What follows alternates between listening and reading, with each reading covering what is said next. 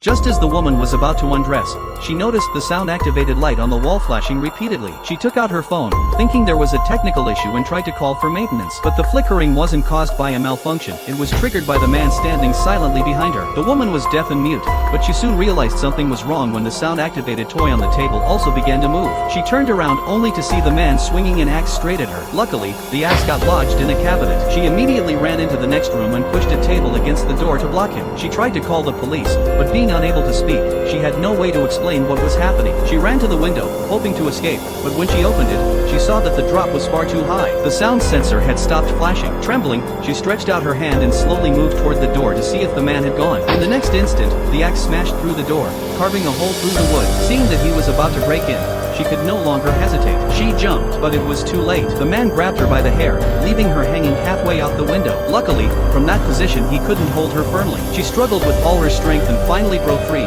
falling to the ground below. Before she could catch her breath, the axe came crashing down after her. She rolled to the side just in time. Looking up, she saw the killer preparing to come downstairs. She took off running, heading toward a crowded street. But she couldn't speak, and no one understood sign language. People mistook her for someone mentally unstable. Desperate, she pulled out a small knife she carried and waved it around, trying to draw attention. At last, someone pulled out a phone to call the police. Seeing this, the man stepped forward and claimed the woman was his mentally ill sister. Everyone believed him. Some kind strangers, even soldiers, helped carry her back to him. By now, she had no strength left to run. All she could do was beg him to let her go. But he was a sadistic killer who took pleasure in fear. Just then, he saw a mother nearby looking for her daughter. He approached her, calmly saying the woman had gone into a dark alley. Worried the mother would also be hurt, the woman made a final decision. She charged forward with the knife, not to attack the man, but to stab herself. Then, she grabbed his hand and refused to let go. To the surrounding crowd, it looked like he was the one who had stabbed her. The man froze, stunned and unable to explain. Lying on the ground, the woman gave him a mocking smile. Enraged, the man lashed out, only to be shot in the leg by the arriving police. Then,